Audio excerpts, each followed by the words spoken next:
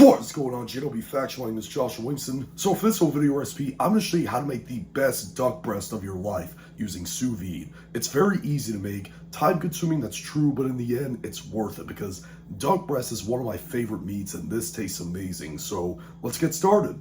So to start off, get 2 duck breasts, okay? I'm using 2 today, and also the reason why there's a lot of this red juice on the cutting board is because I butchered these breasts off of a whole duck and there was a bunch of myoglobin in there.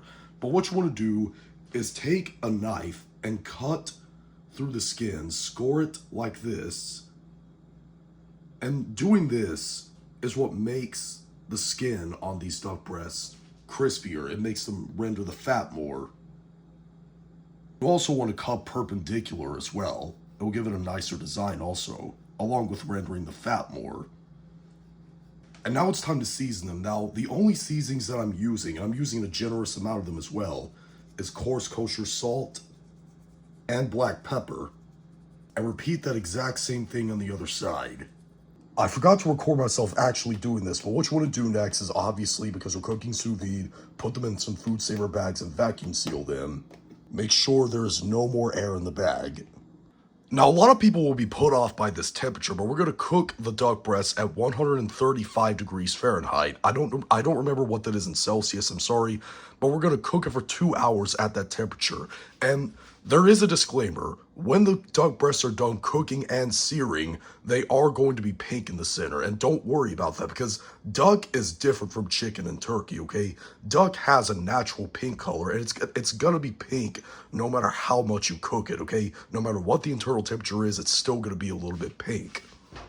All right, now that the water bath is up to temperature, I'm going to drop the duck breasts in and I'm going to let them cook for 2 hours. Now that the duck breasts are done cooking in the water bath, put them on some paper towels, put some more paper towels on top, and dry them as much as possible. You want to make sure that these are almost 100% dry, especially the skin. And speaking of the skin, I'm going to sprinkle just a little bit more fine salt on there, just to draw out a little bit more moisture and make the skin extra crispy.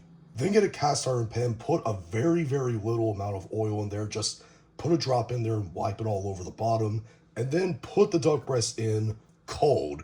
The pan is cold right now, and then you want to turn the pan on high heat and let it start cooking on there for only about 2 or 3 minutes until the skin starts sizzling. After the pan starts sizzling, turn the heat down to medium and let it cook for about 5 minutes. That'll render all the fat and crispen up the skin. It also helps to press down on the breast while the skin is rendering to make sure there's more contact within the skin and the pan. And you also see that there's a pool of fat that's forming within this cooking process. Now, this duck fat is one of my favorite cooking fats of all time. So after you're done cooking the breast, don't throw the fat away. Put it in a jar and store it in the refrigerator.